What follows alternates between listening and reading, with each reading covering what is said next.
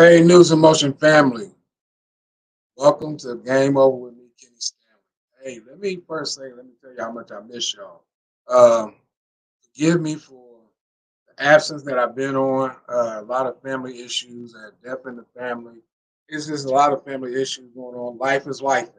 But I'm here. I want y'all to know that I'm still here. I'm still part of the News and Motion family. I want to thank Gail for her patience with me. But like I said, life is life, but I'm here. So I'm glad to be back. I'm glad to be doing the show. Uh, Welcome. Do me a favor as you come in the room. Hit the like button. After you hit the like button, hit the share button. Let everybody know that Kenny Stanley is back on Game Over with Kenny Stanley. I would love to see hear y'all come in and talk to me. I don't have too much for y'all today, but I do have some news. I do have some news for y'all today. Hey, in the NBA, we just seen this past Monday that the Boston Celtics got their championship and will hang their 18th NBA championship banner at the start of next season. On this past Monday, they wrapped up the series 4-1, beating the Dallas Mavericks 106 to 88. They were led in this game. They was led in this game by Jason Tatum, who had 31 points, 8 rebounds, and 11 assists, and he was backed up by Uh, Jalen Brown, who had ended up with 21 points, 8 rebounds, and 6 assists. Jalen Brown also walked away with the NBA Finals MVP after averaging 29.5 points a game, 5 rebounds, and 4.5 assists while shooting 57% from the floor. The Celtics may have a chance to repeat depending on how many players come back or stay with the team and what they pick up in the offseason. But it was a pretty good series. I had a feeling that's what was going to happen. I didn't think Dallas had enough to deal with Boston. Boston is a well-rounded team. I don't like Boston, but they're a well-rounded team. I'm a Sixers fan, so you can understand why I don't like Boston. But uh, I like players from Boston, and Jalen Brown and Jason Tatum happen to be two of the players that I like. They had a well-rounded team. Al Horford, uh, Dylan White. They had a couple of players, that just straight out play basketball. So they had a well-rounded team. It was going to be hard to beat them. I don't care who showed up. It was going to be hard to beat Boston, and now you see why they beat Dallas Mavericks 4-1 in the series. Best of seven series, and like I said, uh, Boston pulled out 4 wins in the best of seven series. It was a gentleman's sweep. Uh, Kyrie Irving really didn't show up for the series. It was kind of hard watching the play. Luka Doncic, who I consider one of the better players in the NBA, along with Kyrie, but Luka Doncic, who considered one of the best players in the NBA, tried as he might, he just wasn't. He was a one man show. They really didn't have no answer for Dallas. I mean for Boston. So it was kind of hard to do when you're basically out there by yourself trying to do it. He tried so hard in one game that he fouled out. So, but it happens. It happens. See what happened with Dallas next year. We'll see how the rest of the season how it goes next year. In the most shocking NBA news, though, it happened this past Thursday. I almost fell out my chair when it went across my phone. I'm at work, sitting in my barber chair, and almost fell out my chair. Uh, on this past Thursday, the Los Angeles Lakers hired JJ Redick to a 4-year contract to coach the Los Angeles Lakers. I don't know how that's going to work. This came as a shock to many, as Redick, age 39, has no coaching experience whatsoever. It's crazy to me. Will this hire be a train wreck? I think it's going to be a train wreck. The front office seems to be a train wreck. They don't know where they're going. They don't know if they're going or coming. Um, I'm just waiting to see what will happen. Or will JJ Redick coach the Lakers? Will the JJ Redick coach Lakers? Excuse me. Shock the world. Uh, Many other Laker fans are hoping for the latter. Um, my problem with the JJ Redick hire, there's a couple of coaches out there that I would love to see come back and coach. And I'm just wondering out loud, Did they get talked to? Excuse me, a little tired. Did they get talked to? Or did their phone ring? Did they get looked at all? And it kind of bothers me. One such person is Mark Jackson. Mark Jackson is the man who put that, he's the man that drafted that Golden State team and put it together. Uh, Somewhere down the line, hey Rosanna, how you doing? Good to see you. Good to be back on the show. That's my Tiger sister who just jumped in. But Mark Jackson, he put that Golden State team together. He drafted Steph Curry. He drafted Draymond Green. He drafted uh, Clay Thompson. He put that team together, but he gets fired, and Steve Kerr comes in with the team that was put together by Mark Jackson. Because I do believe the team was on their way to better things, as we can see, because they turned around, they won 4 championships. That group, uh, I do believe that they were on their way to doing better things with Mark Jackson, but he was let go so many years ago. And nobody has bothered to pick up the phone and call Mark Jackson. Why? Why can't the brother get another look at as a head coach? I would have loved to see Mark Jackson coach the Lakers.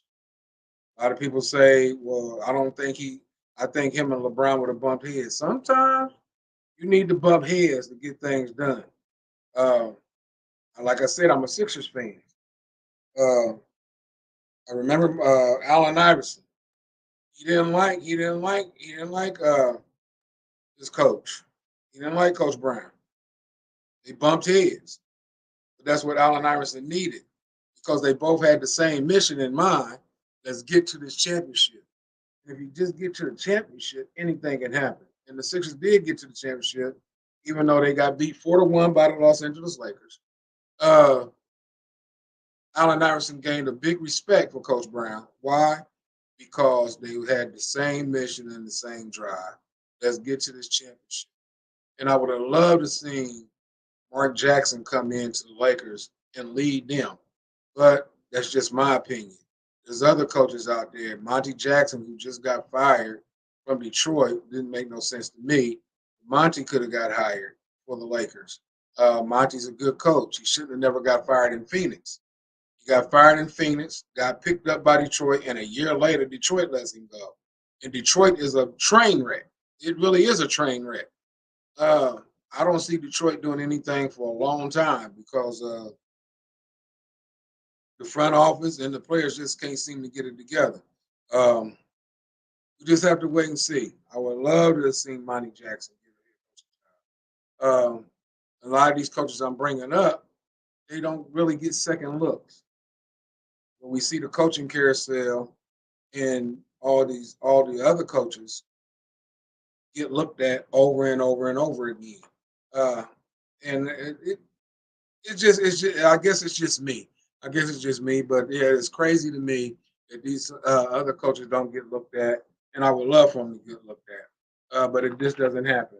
Uh, in the WNBA, it's been a buzz since draft night, and the biggest person, and it looks like, and from the looks of it, the WNBA stealing from the NBA is fantastic. The biggest buzz is behind WNBA rookie Caitlin Clark. Clark is one of the top vote getters for the WNBA All Star game, and there was a big stink because she was left off the women's Olympic basketball team. Uh, I don't know why there's a big stink. For me, it seems like they think the WNBA didn't start playing until Caitlin Clark got there. Uh, but the WNBA has been around for a while. Uh, the Olympic basketball team is going for 7 victories in a row in the Olympics. And you mad because Caitlin Clark was left off. Don't get me wrong. I love Caitlin Clark. I love Caitlin Clark's game. Caitlin Clark can ball. She can ball. but there was other players in the WNBA, and those players who played in the Olympics done won 6 in a row or 7 in a row, and they're going for win number 8 in a row, and which will give them 9 gold medals in ten Olympics. Uh, please stop. Caitlin's gonna get her turn. I know people are talking about if you're trying to grow the WNBA, why not use Caitlin Clark because Caitlin Clark is the biggest buzz going on right now. I understand that, but it's not about biggest buzz going on right now. It's about getting that gold medal. And if the team they put together is going to win another gold medal, go get the medal. I would love to see Caitlin Clark on there, but she just didn't make it this time. Pay your dues like everybody else paid theirs. You know, everybody think Caitlin Clark is the best thing since sliced bread in the WNBA, but they forget about Adrian Wilson. Hey, Regina. Also agree. She is good, but not seasoned yet. Yeah, that's right. She is not seasoned yet. She will get there. She will. Like I said, don't get me wrong. I love Caitlin Clark. I love her game. But let her grow, please. She's just a rookie. She's just a rookie. Come on, let her grow. Y'all put a bullseye on that lady's back the day she got drafted. Let her grow. Let her grow into who she's going to be. Quit pushing so much about Caitlin Clark. Caitlin Clark is going to be okay. She's going to be fine. It's going to be fine. And they're still pushing the narrative also of Angel Reese versus Caitlin Clark or Caitlin Clark versus Angel Reese. Will y'all please stop? Both women are great at the game that they play. They're both great. They're both great. Angel Reese is the first rookie to average a double-double in like 10 straight games. First rookie to do it. Angel Reese can ball. Caitlin Clark can ball. Just like many of the other women who are in the WNBA can ball. Like I said, my favorite player in the WNBA is Angel Reese. She is cold-blooded. She plays for the Aces. She can ball. She's averaging like 29 points a game. The woman can ball. So come on, just give Caitlin Clark a chance to get her feet wet and let her grow. Like Regina Short said, she's going to get there, and she will get there. In Major League Baseball, this past Thursday, Major League Baseball went to Birmingham, Alabama, and played a game at Rickwood Field. Uh, it has a long history there at Rickwood Field. Matter of fact, they took minor league baseball out of Alabama after the 4 little girls were blown up in the church down there in Alabama. They took minor league baseball uh, out of Alabama. Uh, a lot of Negro players played for that team there in Alabama at Rickwood Field. And the question was asked to Reggie Jackson the other night. Uh, how does he feel about being back at Rickwood Field and watching the game? And all his emotions came out. He talked about how racist it was at that time there in Alabama. He couldn't go into a restaurant without being called the N word. He couldn't go to a hotel; they wouldn't let him stay there because he was an N. They didn't allow N words in the hotel. He talked about how he stayed at one of the white players' houses with his wife and slept on the couch. And the racist people there in Alabama threatened to blow up the house because he was staying there. This is what happened, and this was 1967. But this is what happened in Alabama. Baseball has had a Major League Baseball. If you ever watched the movie 42, Jackie Robinson story, you can see how much Major League Baseball has grown now but racism was running real high back during that time. It was running high for Jackie Robinson. It was running high for Willie Mays, who just passed the other day. It was running high for Reggie Jackson. Um, and it all came out when Alex Rodriguez asked him the question. It all came out, and he remembered it so vividly, and that's how hurt he was behind it. And it just goes to show that it's hard to heal wounds, or some wounds are hard to heal when it comes to um, being hurt. There's scars. There are scars. Those scars become testimonies, but still the scars are still there. And Reggie Jackson was completely hurt. It almost brought tears to everybody's eyes sitting in that panel when they asked a question when he was being interviewed. Um, to get such ridicule like that, it was hurtful to hear. It was hurtful to hear, especially somebody who lived it. And Reggie Jackson lived it, and he said he wouldn't do it again. One, Reggie Jackson liked to fight. He said I couldn't do it again. He said y'all to see me hanging from a tree. He said because I was ready to fight. And it was I guess it was just hard. It was just hard for him.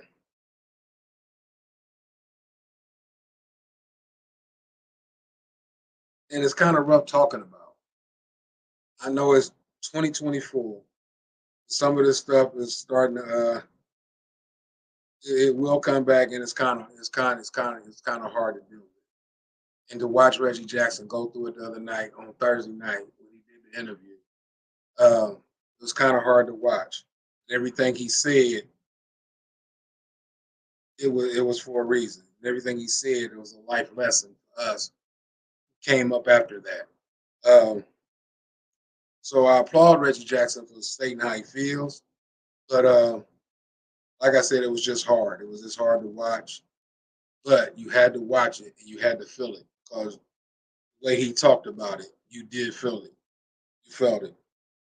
Um, another uh, baseball news uh, is about the Negro League. It's about the Negro League,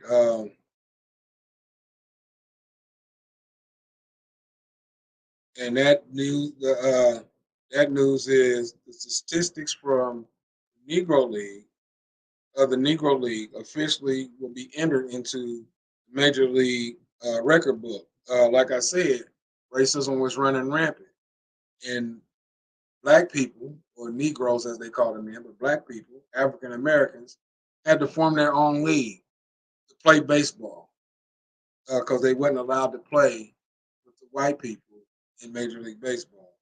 But those statistics will officially be entered into the Major League Baseball record, um, and it's about time. It's about time. Uh,